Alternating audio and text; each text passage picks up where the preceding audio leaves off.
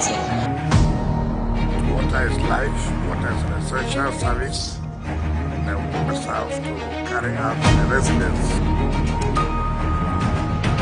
Local communities are not only vital to the growth of society, but they also form the bedrock of humanitarian development.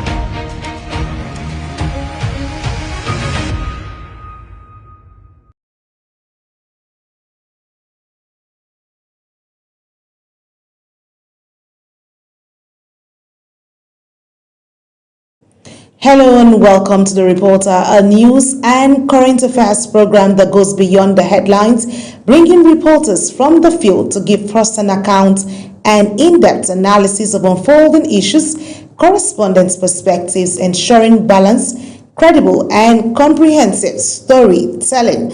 I am Anieti Patrick.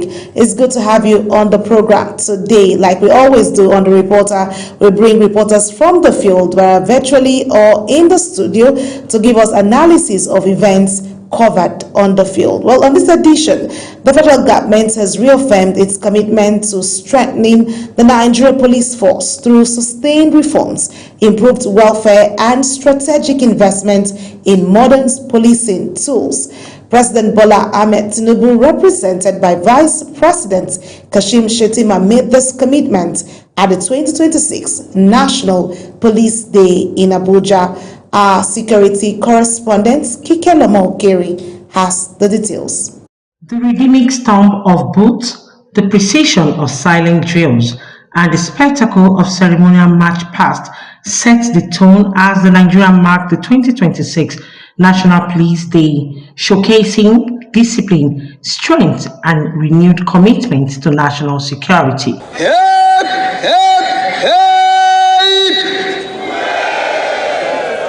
President Bola Ahmed Tinubu, who was represented by the Vice President Kashim Shettima, says his administration resolute in building a well-trained, well-equipped, and highly motivated force capable of tackling evolving security challenges, stressing that security is the bedrock of peace, development, and national progress. He urged officers to uphold discipline, integrity, and professionalism, noting that the uniform represents a covenant of service, not a license for abuse, and called on Nigerians to collaborate with security agencies, emphasizing that national safety is a shared responsibility. There are professions that history rewards with applause, and there are professions that civilization survives by, even when their labor is too often repaired with silence.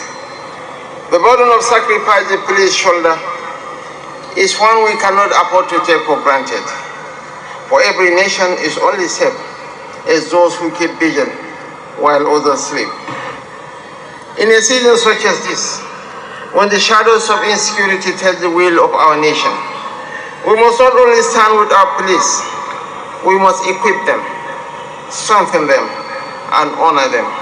The Inspector General of Police, Olatunji Disu, set the tone for a decisive shift in policing across Nigeria. He paid tribute to the fallen officers, affirmed commitment to welfare, and made it clear that rank will not shield wrongdoings and uniform will never excuse abuse. IGP Disu outlined a force built on professionalism, accountability, and community partnership. Every life lost in service is a debt in our conscience. Every fallen officer is a call to do better, to be better, to serve better. To their families, I say this: your sacrifice is not invisible. Your pain is not ignored. Under my leadership, your loved ones will not be remembered only on ceremonies, but in the standards we uphold every single day. IGP Olatunji Rilwan Disu, PSC Daga, holder of the MPM. Please. As the final salute fades and the thunder of the marching boots gives way to silence, the true strength of the force lies not in the drills, but in protecting lives and properties. For millions of Nigeria, the real test begins after the ceremony, where trust, accountability, and security must be felt every day. From Eagle Square in Abuja, Kike Lomo-Okeri, Global Television News. And joining me right now is Kike Lamokere to bring us up to speed what it was like basically at the National Police Day. Hello, Kike. It's good to have you join me on the reporter today. How have you been? How are you, Anita? I'm good. Okay, Kike, if you can hear me, let's get straight to the discussion and talk to us about what it was like there. As the federal government renews its pledge on police reforms, how soon can Nigerians begin to feel real changes in policing, accountability, and public trust, Kike?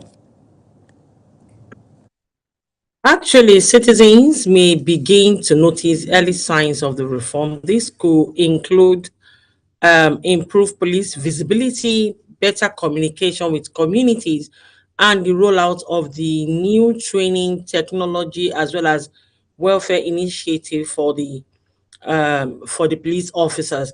But it is important to note that the challenges facing the Nigerian police force is a long-standing one, and rebuilding trust after years of public skepticism requires more than policy announcements. It demands consistent action, transparency, and measurable results over time. But the real change is it will not begin overnight. Nigeria may see early improvement within months, but meaningful, lasting transformation in policing and public trust will take several years of sustained reform.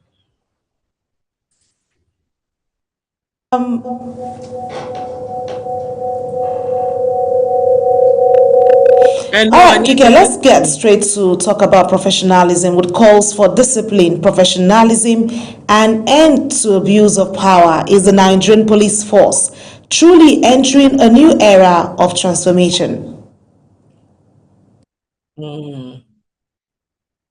Actually, Anieta, with renewed call for discipline, professionalism, and an end to abuse of power, attention has once again turned to whether Nigerian police force is truly undergoing meaningful transformation, which signals, recently we have a new Inspector General of Police, with the leadership signal suggests a shift in direction, but yet a fully achieved transformation. In recent times, there has been increase on emphasis such as strengthening discipline and internal accountability among officers, and as well as promoting professionalism in daily policing. This effort reflects growing recognition of the need for the reform. However, policy statement alone is not enough to confirm the real change. For transformation to be considered real and lasting, Nigeria expects to see consistent punishment for officers involved in misconduct, reduce harassment, extortion, as well as abuse on the streets. Kike, let's talk about in the face of rising security challenges, can stronger welfare, modern tools, and community partnership finally make Nigerians policing more effective and trusted? Because you've talked about professionalism, and so you've talked about trust as well. So will these things put in place, will it really bring about effectiveness and trusted scheme for the Nigerian police force? Yeah,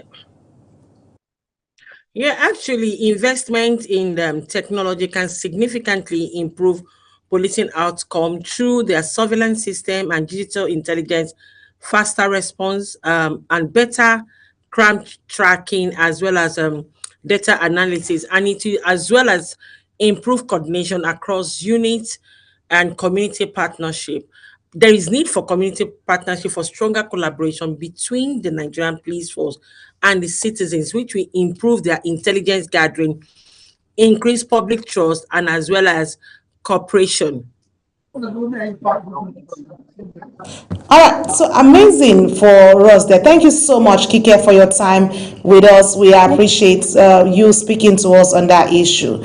Well, let's quickly, still staying with security matters there, let's turn our focus to Benue, where the Nigerian Air Force has reaffirmed its commitment to intensifying operations against terrorists and bandits, particularly in the north-central region, while also prioritizing personnel development and staff welfare. The assurance came during an Easter luncheon for air components personnel of the Joint Task Force Operation Wild Stroke held at the Nigerian Air Force Base in Makurdi. Our correspondent Felicity Ndere tells us more. At the flight line of the Nigerian Air Force Base in Makurdi, officers and troops of the air component of the Joint Task Force Operation Wild Stroke gathered under ceremonial conditions for a special Easter luncheon organized in their honor by the Chief of the Air Staff, Air Marshal Sunday Calvin Anike. Representing the Chief of the Air Staff, Chief of Medical Services, Nigerian Air Force Headquarters, Air Vice Marshal Ikechukwu Ogbodu conveyed the Air Chief's commitment to both operational effectiveness and personnel welfare. He commended officers and airmen for their resilience, noting intensified intelligence-driven air operations to dismantle terrorist and criminal networks. The recent successes recorded within the theater are a testament to your professionalism,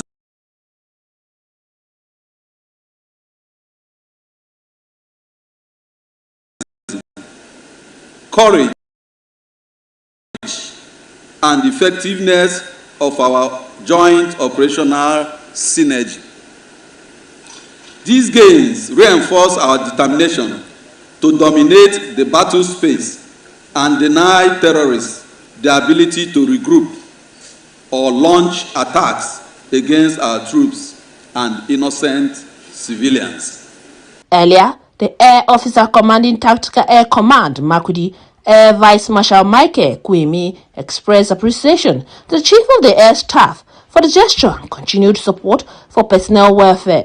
Accordingly, it firmly aligns with the Chief of Air Staff's command philosophy, which seeks to enhance and sustain a highly motivated, professional and mission-ready force capable of delivering decisive air power effects in synergy with surface forces for the realization of national security objectives. The Commander, Air Component of the Joint Task Force, Operation Wild Stroke, emphasized the importance of synergy among security agencies in addressing insecurity. We have been strengthened by your words of encouragement, and we assure you of our steadfast commitment to the duty assigned to us. The Nigerian Air Force says it will continue to combine sustained military operations with personnel welfare initiatives to boost morale and enhance effectiveness in the ongoing fight against insecurity.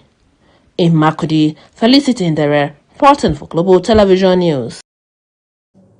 Away from security matters, let's talk about some political issues with the build-up to 2027 general elections. Well, top political heavyweights stormed the streets of Abuja protesting Independent National Electoral Commission's refusal to recognize the African Democratic Congress leadership led by former Senate President David Mark. Zarau Nasiru, who monitored the protest, reports that the protest signals rising political tension ahead of the 2027 general elections. It was a show of political pause in the nation's capital as heavyweights across party lines combat under the platform of the African Democratic Congress. From Maitama roundabout through major streets of Abuja, the protesters marched toward the headquarters of the Independent National Electoral Commission, demanding recognition of the party's leadership. Among those leading the charge were former Vice President Atiku Abubakar, Labour Party's Peter Obi, former Kano State Governor Rabiu Kwankwaso, alongside Rotimi Amechi, Rauf Aregbesola, and Aminu Waziri Tambuwal, among others. Addressing journalists after the match, Senator David Mark maintained that the protest was aimed at correcting what he described as a misinterpretation of the court's position by the electoral body. We hope to achieve a lot. We just told INEC in plain language that we don't agree with the interpretation of the status quo ante bellum. Some allies of the Konkosia movement also accused the electoral umpire of bias, alleging unequal treatment in handling party affairs. All people of Nigeria said that we should let Tinubu know that we are tired of APC. We are not going to vote for him because we suffered in Nigeria in 3 years, like 30 years. As you can see, the crowd we are gathering today to protest against the policy that INEC has proposed, that ADC has not been recognized, and we cannot allow democracy to be killed, especially the INEC chairman. The INEC chairman should go. He should understand that we have to respect the will of the Nigerians. The African Democratic Congress says recent actions and communications from INEC have raised concerns about the Commission's neutrality, warning that such developments could undermine confidence in the electoral process. Zahra Unasr, reporting for Global TV News. Well, joining me right now is Zarau Nasir, who monitored the protest there in the FCT. Hello, Zarau. How are you doing? It's good to have you joining me on the reporter.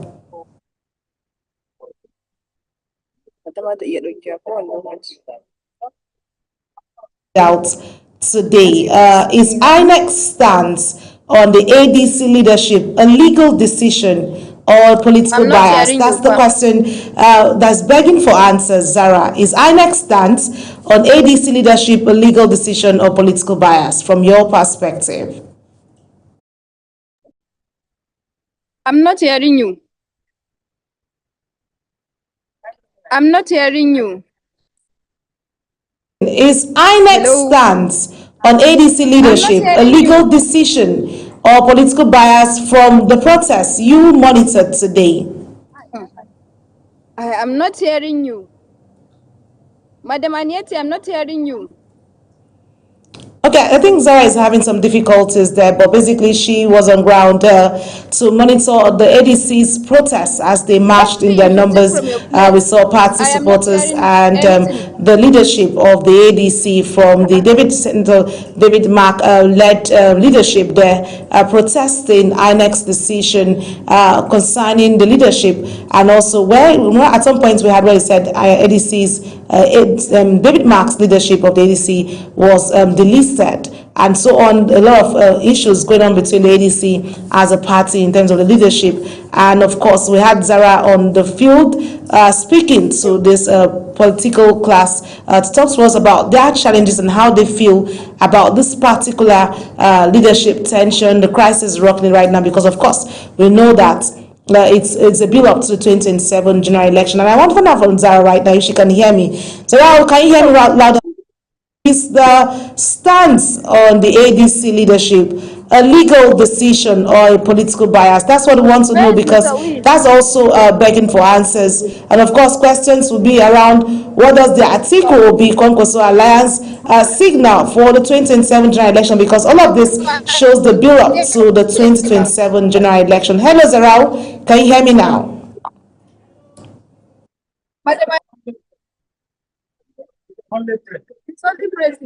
Okay, so while we're trying to see, can turn our focus to Penning when she can find a good reception to speak to us. Well, the federal government says Nigeria is not on the brink of collapse, insisting the country remains stable and firmly on the path of recovery and growth. The Minister of Information and National Orientation, Mohammed Idris, made this known while declaring open the 81st General Assembly and the 23rd Annual General Meeting of the Broadcasting Organizations of Nigeria held in Abuja. Sadia Yakubu tells us more. The federal government is pushing back against growing concerns about the state of the nation, maintaining that ongoing reforms and security efforts are yielding results. Minister of Information and National Orientation, Mohammed Idris, says coordinated military operations and enhanced intelligence gathering are improving security across the country. He also charged media practitioners to uphold professionalism and accuracy in their reports, particularly as the nation moves closer to another election cycle. The minister stressed that broadcasting remains a vital tool for national unity, urging practitioners to use the airwaves responsibly. In this regard, the role of BORN remains indispensable. As a leading voice in the industry, BORN is uniquely positioned to guide the sector through these transitions, to promote best practices, and to ensure that Nigerian broadcasting continues to thrive in a rapidly changing world. I am confident that this unique assembly of our nation's media assets will provide a valuable platform for meaningful discussions, the exchange of ideas, and the development of practical solutions that will strengthen the industry and enhance its contribution to national development. The chairman, Independent National Electoral Commission, Professor Josh Amupita, cautioned broadcasters against compromising standards for financial gains ahead of the 2027 general elections. He warned that political advertising pressures will rise, but insisted that media organizations must remain fair and balanced in their coverage. The INEC chairman described the broadcast media as central to the success of democracy, noting that credible elections depend largely on the integrity of information disseminated to the public. The information space plays a dominant role in our electoral journey, to the point that it is often said that elections are won or lost in the information space. So that underscores the essence of this topic. Elections are conducted at the polling unit. But there is this saying that before you go to the polling unit, that the information space is very, very crucial. As Nigeria navigates a critical phase in its democratic journey, stakeholders say the role of the media remains pivotal to safeguarding national unity, deepening public trust, and strengthening democratic values. Sadia Yakubu for Global TV News.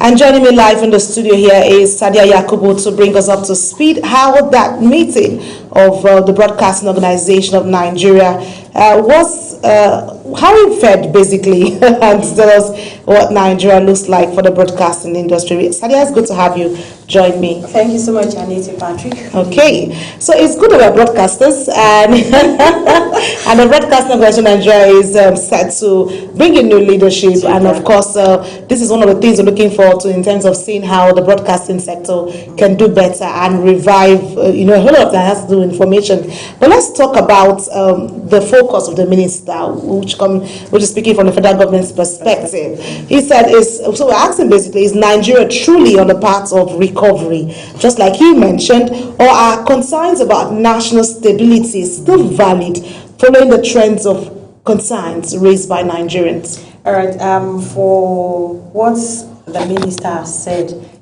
for me, he's a spokesperson between the federal government and we. So he said... You're quoting him? Yes, I am. So let's have it quoted. He said that it's kind of victory, that everything, the whole process, the whole effort is yielding good results. Security-wise, economic, and every other thing, according to him. That spoke for the federal government. Okay. Yeah, so you're agreeing or concurring with what he said? That from your perspective as a broadcaster, basically, so talk to me about it. No, it's a 50-50 something. So for my own personal opinion, just let it be now. Okay. I might go off track, and I don't want it. Okay, so basically what we want is for you to give us the depth of, but since you want to leave us as the minister said, so let's walk through the elections. As elections approach, concerns Nigerians are looking at the media basically. So what I basically find out from you, from what was played out there, can the Nigerian broadcasters remain fair and independent under increasing political and financial pressure? Because of course, year in, year out, when it comes to elections, we have all of those concerns raised. Yeah, definitely. We have, let me just use my first word, 50-50 again. We have reporters or media personnel or media people who are willing to report the situation, like the election activities as it is. And we have some that are willing to go for the finances, money involved. And then the political parties involved as well. So we have reporters that should I say... so are you saying they're biased? Yes. Right now. Some reporters are like that. I'm not generalizing it. I'm saying some. Whereas we have some who are willing to report. Yes, who are accurate, who are factual. every other qualities of broadcast or media person, they have it. So ahead of the 2027 general elections, if I would advise other media people should be, don't work for the finance, like the money involved, but just work for your own, what's it called, your profession. Okay, so that brings me to wanting to get clarifications, because sometimes this question is thrown to the media. Yeah. So should the media prioritize national unity or over critical reporting, or is holding the government accountable more important in this scenario? Holding the government accountable is important. Reporting, what did you say again? The critical writing, not. It's important as well. So I would say again, it's a 50-50 something. So we need to find the balance across. Balance the whole situation, either for the development of the country or the other way around. Okay. Well, thank you so much, Sadia. Always a pleasure having you join me on the Reporter. Amazing one. Thank you so much. Well, there you have it from Sadia. You've heard her. She needs to find a balance when it comes to the media space. A lot of pressure with political, with finance. But the truth is, professionalism should be our watchword. Being fair and national unity is something we cannot rule out when it comes to the professional side of the job. Well, I'm hoping that we can still meet up with or hook up with Zara to give us the updates, but I'm told she's not having it true with the technical glitches there. But good enough, from what we've seen, she spoke to us about the ADC protest, where we had the big wheat in the political space of the ADC.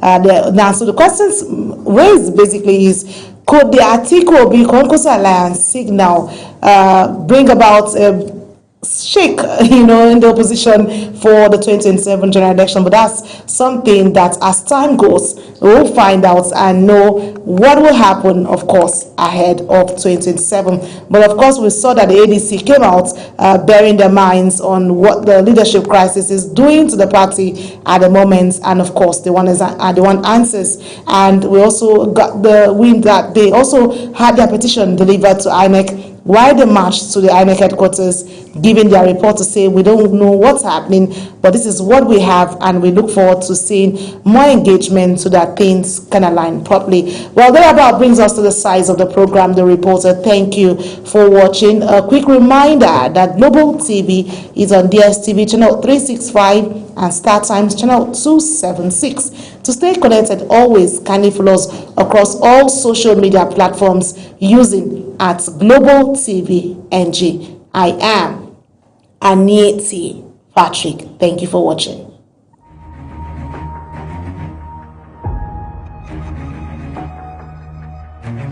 Be mindful of how we use social media. It's not just about the platforms themselves. To the preservation of the national unity and democratic stability. Water is life, water is an essential service, and we must have to carry out the residents.